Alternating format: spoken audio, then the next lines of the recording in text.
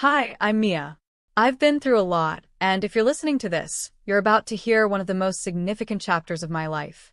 It all started with what was supposed to be a joyful celebration, my birthday party. I had just turned 33 and had been promoted to senior project manager at a tech company in Austin, Texas. I was thrilled. It felt like all my hard work was finally paying off.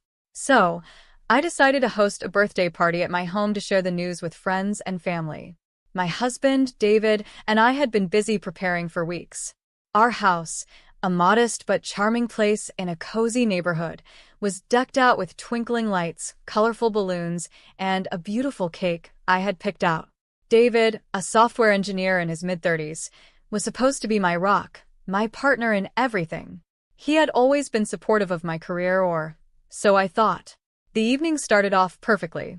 Our friends and family gathered, and the mood was lively. I remember chatting with Clara, my close friend and colleague, who was excited to hear about my promotion. "You must be over the moon, Mia," Clara exclaimed, her eyes sparkling with genuine excitement. "Tell us everything." I smiled, feeling the warmth of the room. I had been waiting for this moment to share my big news. When it was time, I gathered everyone around.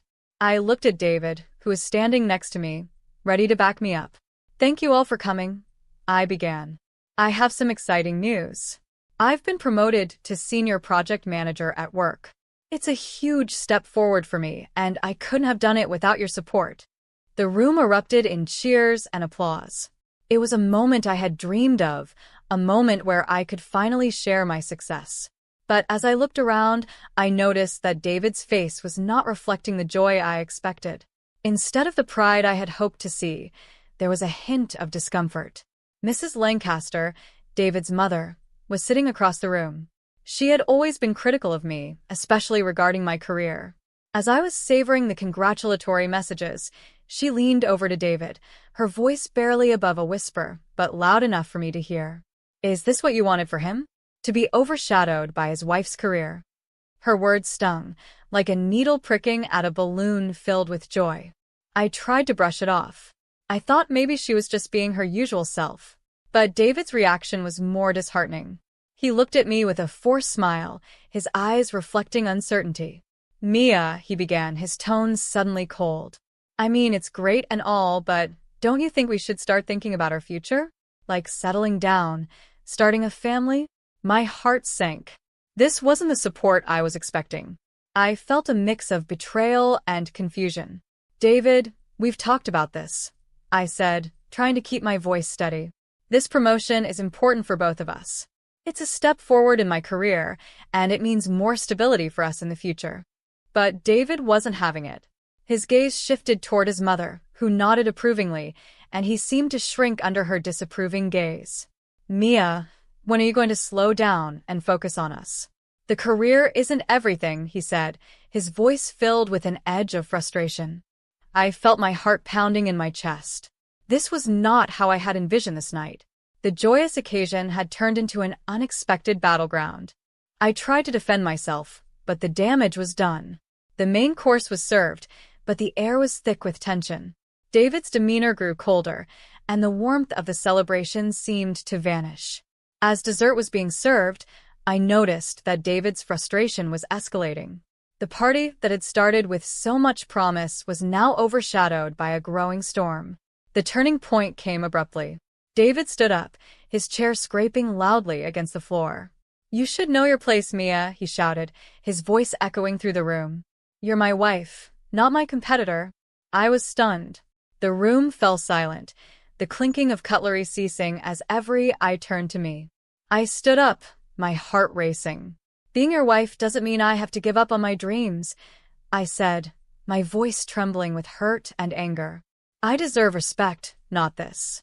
In a shocking moment that felt like it was in slow motion, David's hand flew through the air and struck me across the face. The sound was a sharp, painful crack that seemed to freeze the room in place. I stood there, my hand flying to my cheek, pain spreading through me. The guests watched in stunned silence. With every ounce of strength I had, I walked toward the foyer. My heels echoed on the marble floor, each step a testament to my resolve to leave. I grabbed my purse, not daring to look back. The door closed behind me with a soft click, marking the end of a chapter one had hoped would be filled with celebration and support.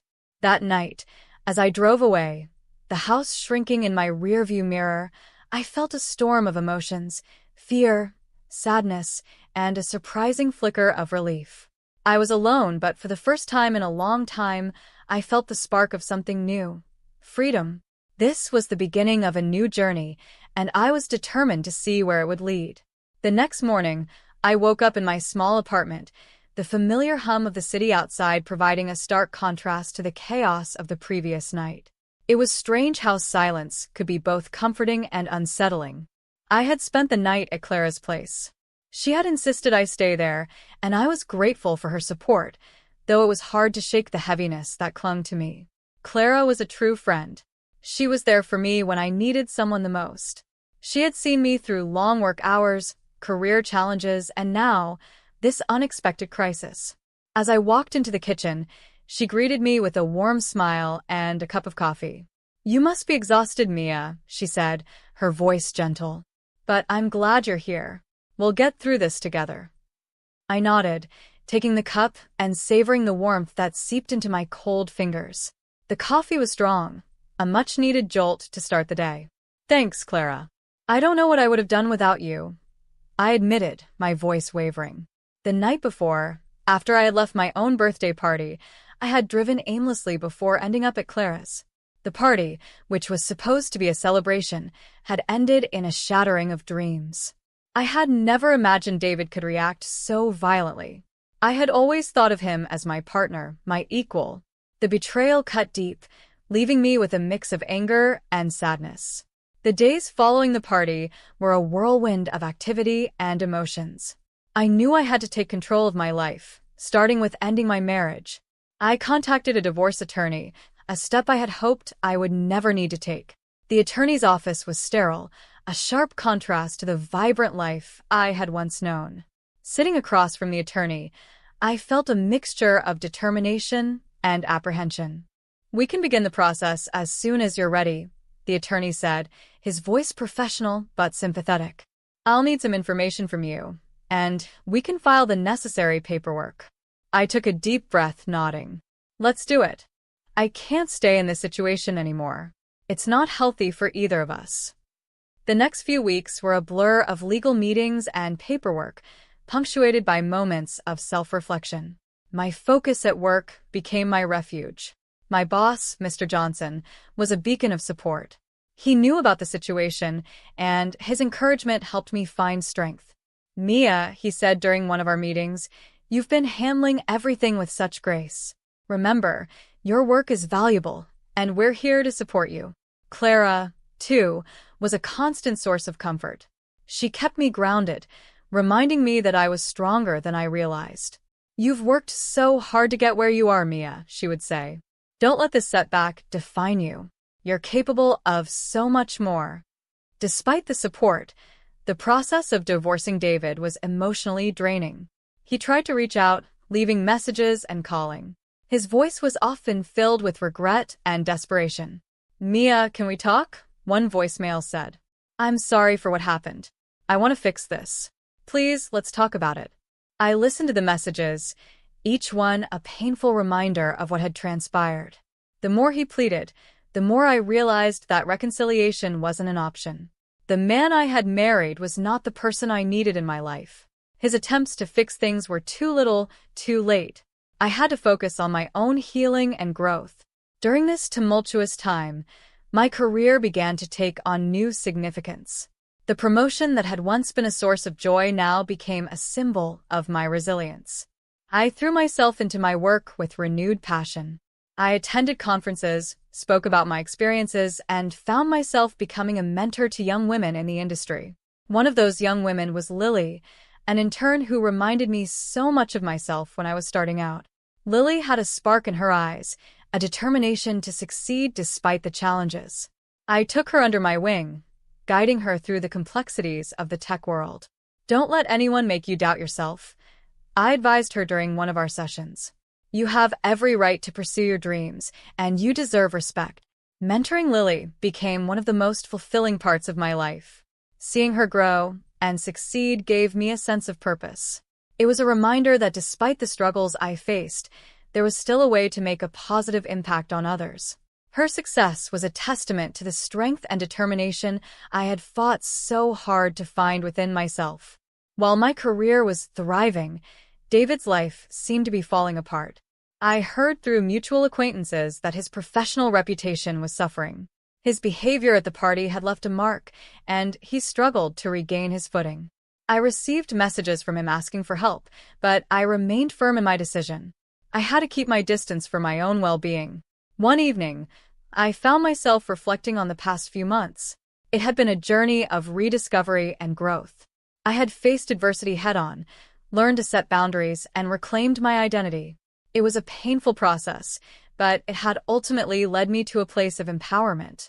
Looking back, I realized that the night of my birthday party, while devastating, was also a turning point.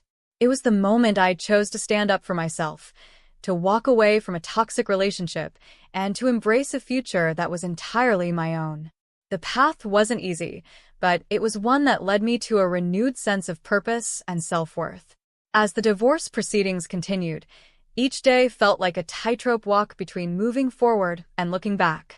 I was trying to balance my emotional recovery with maintaining a facade of normalcy at work and in my personal life. David's attempts to reach out only added to the weight of the situation. Despite the constant barrage of phone calls and messages, I remained resolute in my decision to move on.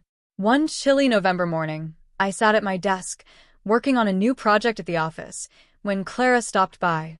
She could always sense when I was struggling, and today was no different. "You're looking a bit distant," she said, taking a seat across from me. "How are you holding up?" I sighed, rubbing my temples. "It's tough. The constant reminders of what happened. It's like I can't escape it. David's been trying to reach me, and it's hard not to feel conflicted. Part of me wants to hear him out, but I know I need to stay strong." Clara nodded, understanding. "You've done an incredible job navigating all this. It's okay to have moments of doubt, but remember why you made the choice you did. You deserve to be treated with respect and love. Don't let his regrets sway you." Her words were a balm to my frazzled nerves. I appreciated her unwavering support, especially during moments when I felt tempted to second-guess my decisions. As the weeks went by, the divorce process became more routine, albeit emotionally draining. I had my moments of questioning if I was making the right choice, but then I would remember the party, the betrayal, the violence, and I would reaffirm my decision. One significant turning point came during a work conference. I had been invited to speak about my experiences in the tech industry and the challenges I had overcome. The speech was a chance to share my journey and connect with others who faced similar obstacles. I was nervous, but I knew it was important for my own growth and for the young women who looked up to me. The day of the conference, I stood backstage, my heart racing. Clara was there for moral support, giving me a reassuring nod. "You've got this," she whispered. "Just be yourself and share your story." When it was my turn to speak, I took a deep breath and walked onto the stage.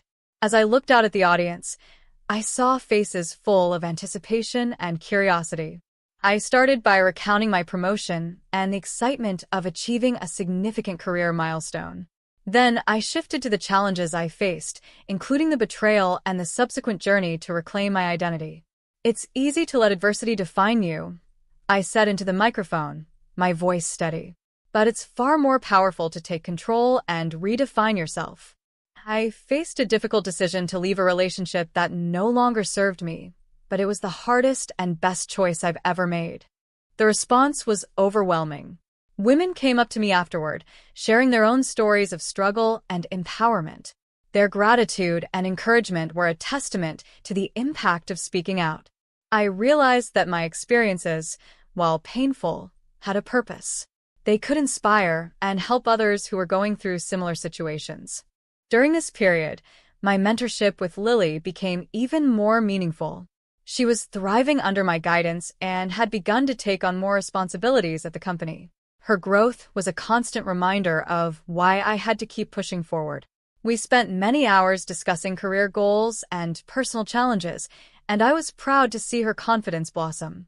However, my sense of empowerment was continually tested by David's persistent attempts to reconnect. He sent me letters, called, and even showed up at my apartment once. Each time, I remained firm. I had learned that my value wasn't tied to my past relationships or the opinions of others. I was building a new life based on my own terms and goals. One evening, after a particularly emotional day, I received another letter from David. It was filled with apologies and pleas for another chance. As I read through it, I felt a pang of sorrow for what we once had but remained steadfast in my resolve. I knew that reopening old wounds wouldn't help me move forward. I penned a brief, firm response. David, I've made my decision. It's important for both of us to move on and find our own paths. I wish you the best, but I need to focus on my own future now. With that, I sealed the letter and sent it off. It was a final act of closure, a step toward truly leaving the past behind.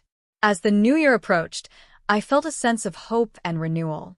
My career was thriving, and I was making a difference in others' lives. As the new year dawned, I felt a renewed sense of purpose. It was as if I had finally shed the weight of the past and was ready to embrace the future with open arms. My career continued to flourish, and I was given more opportunities to lead and speak at industry events. Each new accomplishment was a testament to my resilience and hard work, and I was determined to make the most of every chance that came my way.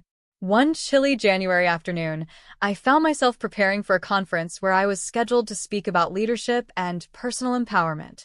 This was one of those moments when I felt my past struggles coming full circle, transforming into a platform for sharing wisdom and encouragement. Clara, ever my steadfast friend, was there to support me, helping with the final touches on my presentation.